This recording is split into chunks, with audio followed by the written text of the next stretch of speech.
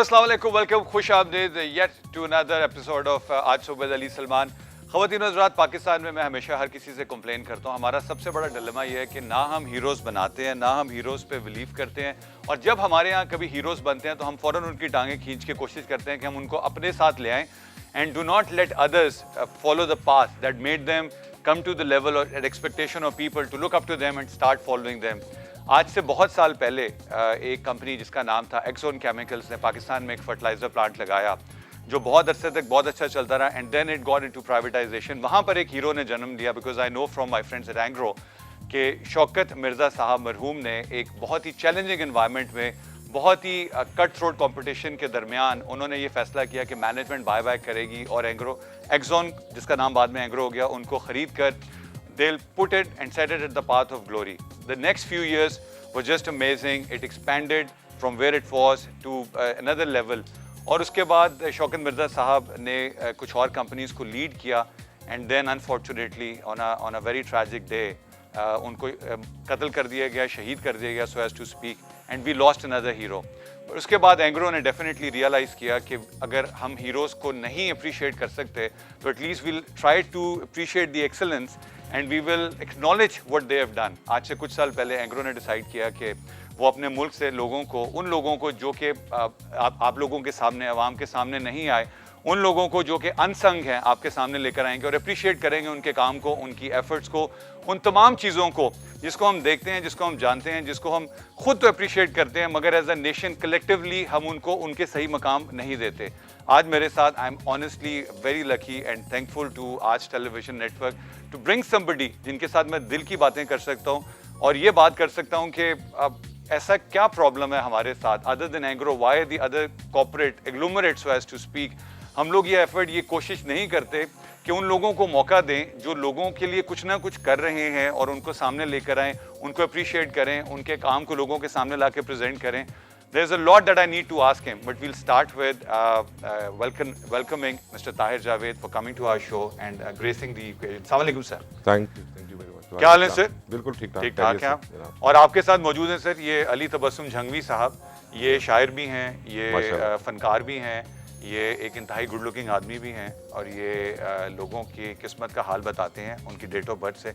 लेकिन उससे पहले दैट्स सब एंग्रो आजकल के जो बहुत ही चैलेंजिंग एनवायरनमेंट है, इट्स बिकॉज पाकिस्तान में हम एज अवाम तो देखते हैं कि हमें गैस का भी प्रॉब्लम है, हमें बिजली का भी प्रॉब्लम है, हमें पानी का भी प्रॉब्लम है, and Engro as an organisation आपका जो बेसिक फीड स्टॉक है वो गैस है, क्योंकि फर्टिलाइजर के लिए गैस इज इंपॉर्टेंट। आपका दूसरा बेसिक फीड स्टॉक है गैस फॉर पावर, आप लोग पावर सेक्टर में भी हैं, कोयले के ऊपर आप बहुत काम कर रहे हैं एंड आई थिंक इंशाल्लाह ताला पाकिस्तान में पहला मेजर ब्रेक थ्रू होगा, it will be because of Engro. तो क्या ये गैस की शॉर्टेज की वजह थी कि आप लोगों ने you going back to basics कि वो जो भैंसों वाले काम है यानी डेयरी में आप फूड्स में चले गए और बेसिक राइस यानी कि, and then you are also expanded into Canada into food chain, and then you are into international trading. Isn't this a lot for one company to do and manage? Yeah, it looks like a very big slate कि आपकी environment जो starting जिस तरह आपने कहा कि you started with Anglo started with fertilizer, ji, a chemical industry going into food business, power and now trading. But जिस तरह हमने grow किया है उसके अंदर एंग्रो की एक जो खूबी रही है is to attract people, the talented people. So the businesses we understood, अगर देखें इनके अंदर अंडरलाइंग थीम भी है। Okay, the underlying theme in all the businesses are one, they belong to fundamentals of Pakistan, there is a strong fundamentals Pakistan. ये नहीं कुछ चीज़ हम इंपोर्ट कर रहे हों उसको रीप्रोसेस करें और बेचें। Most of the businesses which are flourishing are have basic fundamentals into the economy of Pakistan. चाहे आप राइस बिजनेस को ले लीजिए, चाहे आप मिल्क बिजनेस को ले लीजिए, the ingredients are there. Power में there is a power shortage. जहाँ तक गैस का ताल्लुक है और थर कोल का ताल्लुक है, गैस में या there is challenges right now and equitable distribution and more effort needs to be done ताकि डिस्ट्रीब्यूशन इक्विटी के साथ। हम तो रोज अखबार में पढ़ते हैं जी आज गैस जो है दोबारा फर्टिलाइजर को दे दी गई है, कल फिर उनसे ले ली। मतलब coming from an engineering background, ये बड़ा चैलेंज होता है फर्टिलाइजर प्लांट का स्टार्टअप करना। बाय द टाइम आप उसको स्टार्ट करके ऑपरेशन में आते हैं, प्रोडक्शन में आते हैं, फिर आपसे गैस वापस, फिर specially with $1.2 billion approximate investment, I mean the stakeholders need to realise कि इट्स मतलब मशीन की इंटेग्रिटी इससे इफेक्ट होती है। हाँ, अब यू राइट, खासकर इतना बड़ा प्लांट जिसको स्टार्टअप करने में 3 दिन लगते हैं और शट डाउन करने में भी कोई मोटर कार की तरह नहीं है कि आपने बटन दबाया तो ऑन होगी, बटन दबाया तो ऑफ होगी। So it will create long term integrity issues. These things are highlighted, but मेरा ख्याल है कुछ उनके भी हाथ बंधे हुए हैं और कुछ चीज़ें उन्होंने ऐसी इनहेरेंट की है कि जिसकी बेस के ऊपर दे हैव इश्यूज। मैं राठौर साहब के जो दुख हैं वो लोगों के सामने लेकर आऊंगा एक दिन। ये कह रहे हैं हमारा इंटरनल।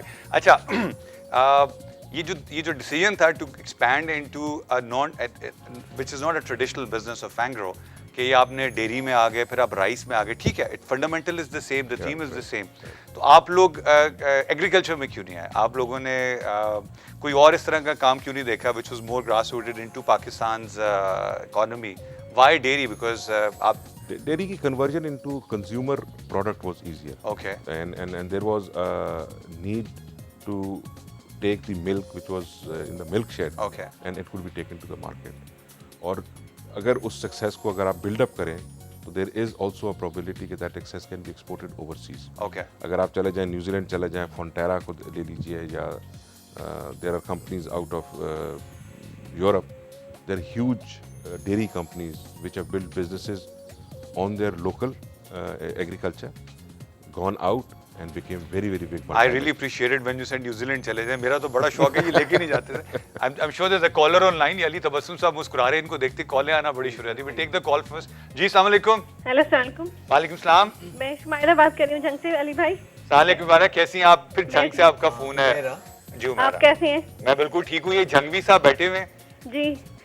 हाँ जी, मुझे पता है अली भाई का ना क्या नाम है, कल ना ये ना फोन की ना तार निकल गई थी और ना लाइट भी चली गई थी। वो मैंने बहन का पूछा था ना आपसे।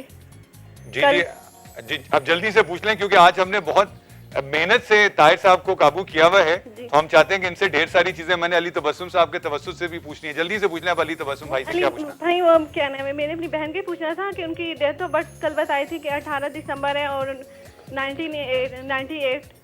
हालांकि कल 8 दिसंबर थी। नहीं 8 दिसंबर, 18 दिसंबर को है अच्छा, उनकी बर्थडे। 18 दिसंबर। 18। हुमैरा सिस्टर का नाम और मदर नेम बताएं प्लीज। उसका नाम नाजिया है। ओके। और अम्मी का नाम है इसरार। वालदा क्या नाम है? इसरार। इसरार। हाँ जी। आप कोई खास स्पेसिफिक क्वेश्चन करेंगी हुमैरा नाजिया से रिलेटेड मेरी बहन? जी मेरा शुमाइला है, हुमैरा नहीं। ओके। और ये ना उनकी जॉब वगैरह का बहुत मसला हो रहा है ना, जॉब लगती है फिर जल्दी ख़त्म हो जाती है, उसका कुछ बता रहे। और अली भाई से मेरी बात करनी है कि ना मुझे एक फरमाइश करनी है कि ना सजल को बुलाएं अपने ना शो में। आप इनको बुलाएं? सजल को। सजल को बुलाएं। अच्छा ठीक है, हम जरूर बुलाएंगे बहन। और अली भाई जी मेरी कल बहन, आपने कहा था कि कल मेरी बर्थडे थी, आप कहते सूट दूंगा, वो ना लीड निकल गई थी, आप कहते मैं मुझे रसमलाई की वो बताएं रेसिपी। वेल MCR में अपना नंबर लिखा देना, ज़रूर मैं आपको इंशाल्लाह अपनी तरफ से गिफ्ट स्टोन सेंड करूँगा। ओके, मैं अभी नाजिया के से रिलेटेड बता रहा हूँ horoscope. She belongs to Sagittarius, जिसे मुश्तरी बुर्ज कॉस कहते हैं। यहाँ पे शुमाइला इनकी प्लानिटरी पोजीशन 3rd हाउस में मेरी बहन बहुत स्ट्रॉन्ग है। तालीम का घर इनका बहुत अच्छा है। एंड 7th हाउस जिसे हम मैरिज हाउस कहते हैं, यहाँ पे इस वक्त इनको 2 बहुत अच्छे स्टार बहुत ज़्यादा सपोर्ट कर रहे हैं। 3rd हाउस में इनको मर्करी एंड 7th हाउस में जुपिटर। तो कह सकता हूँ कि एंड ऑफ दिस ईयर तक, दिसंबर तक या फिर 2013 के शुरू के महीने जनवरी फरवरी तक एक्सपेक्टेड है कि इनकी एंगेजमेंट अच्छी हो सकती है और या फिर मैरिज, क्योंकि यहाँ पे इस वक्त इनकी प्लानिटरी पोजीशन 9th हाउस में भी बहुत अच्छी है। जॉब से रिलेटेड या कोई भी बिजनेस भी अगर ये करना चाहे तो 100% के लिए मुबारक रहेगा। यहाँ पे अभी मैं इनको एडवाइस दूंगा क्योंकि 3rd हाउस इनका बहुत स्ट्रॉन्ग है। तालीम से रिलेटेड कॉन्सनट्रेट करें तालीम की तरफ। आफ्टर मैरिज इसमें जो भी इनकी फिर आगे प्लानिंग है बिजनेस की, जॉब की, उसमें भी ये कामयाब रहेगी इंशाल्लाह। स्टोन वेयर कर सकती हैं मून स्टोन या फिर रूबी। रेड कलर का सदका दिया करें एवरी फ्राइडे। अगर ये मिनिमम 5 to 7 फ्राइडे कंटिन्यू अगर रेड कलर में सदका देती हैं तो इनके लिए बहुत मुबारक रहेगा। She can recite every day सूरह कौसर, सूरह इखलास एंड सूरह अंबिया। तीनों सूरतों की अगर ये तिलावत करती हैं तो 100% के लिए मुबारक रहेगा। जो भी हर्डल्स हैं, रुकावटें हैं, बंदिशात हैं, इंशाल्लाह 2012 के मिड तक या फिर थर्ड क्वार्टर सितंबर अक्टूबर तक बिल्कुल रिवर्स हो जाएंगी और आगे इंशाल्लाह ये कामयाबियों की तरफ बढ़ती रहेंगी। थैंक यू अली भाई। ताहिर, आपसे ये बड़ा एक इंटरेस्टिंग सवाल है, talking about the Mittals and Ambanis and Tatas. इन लोगों ने तो अपने साथ एक पीर साहब बिठाए होते हैं, आप लोगों ने नहीं सोचा कि हम अगर आप कहें तो हम अली तबस्सुम साहब का रेज्यूमे भिजवा दें, हु नोस। सर इनकी अली भाई, इनको प्रॉब्लम है कि इनको गैस एलोकेशन हुई फर्टिलाइजर को, फिर गैस की सप्लाई जो कमिटेड थी वो नहीं मिली। तो मैं चाहूंगा कि आपको मैं बाद में एंग्रो का डेट ऑफ बर्थ और वो बताऊंगा and then you can probably do a calculation and advice. Why not. अच्छा ताहिर, आप लोगों ने एक बड़ा कॉर्पोरेट सोशल रिस्पॉन्सिबिलिटी के तहत एक डिसीजन लिया। आप थोड़ा सा रिलैक्स हो जाए, बिकॉज इंजीनियर्स को लोग यूजुअली इतना सीरियस समझते हैं, लेकिन मैं एक सवाल आपसे जरूर पूछूंगा कि CSR के तहत आप लोगों ने डिसाइड किया कि हम अपने उन अनसंग हीरोज़ को, जिनको हम सारे देखते हैं, टेलीविजन पे भी देखते हैं, अप्रिशिएट भी करते हैं, देखेंगे, we will evaluate the credentials by definitely on a merit system, और उसके बाद हम उनको अवार्ड करेंगे to the level of excellence. ये आइडिया कैसे आया? Was it a CSR activity या ये आप लोगों ने सोचा कि ये करना चाहिए, इट्स हाई टाइम ना? अच्छा, मैं थोड़ा सा आपको बैकग्राउंड दे देता हूँ। ये 2010 में जी एक थॉट प्रोसेस शुरू हुआ कि हमारी एक टैगलाइन है एनेबलिंग एक्सीलेंस। Yes. एंग्रो के साथ Yes. जब हमने अपनी नया लोगो वगैरह और नई आइडेंटिटी को लेके चले, then we are thinking at that time कि somehow we need to bring excellence और इसको उजागर किया जाए। लेकिन 2010 का अगर आप बैकड्रॉप देखें, उस ज़माने में पाकिस्तान में हालात बहुत ही कशीदा थे। टेररिज्म का दौरा था। हर दिन कहीं ना कहीं there was an incident, unfortunate incident used to take place. उसको टॉप अप करने के लिए 2010 में फ्लड आया। So I mean 2010 was a year which was very very tough for Pakistan. और उसी साल में मेरा ख्याल है एक फीलिंग आनी शुरू हुई कि जी वी आर डूम्ड, पाकिस्तान तो अच्छा, मैं इस ट्रैजिक नोट पे ब्रेक लूंगा। तो मैं चाहता हूँ कि जब हम उस ट्रैजिक नोट के बाद हैं तो लोगों को पता होना चाहिए कि there's always light at the end of the tunnel. ख़वातीन हज़रात, time for a short break. When we come back हम ताहिर से यही पूछेंगे, क्योंकि what happened in 2010 and still this wonderful thing took place. Stay with us at आज सुबह with Ali Salman. हमारे साथ मौजूद हैं ताहिर जावेद फ्रॉम एंग्रो एंड अली तबस्सुम जंगवी साहब, जो आपको कोई ना कोई पत्थर ऐसा देंगे जिससे शायद आपकी ज़िंदगी के हालात बदल जाएं। See you at the other side of the break.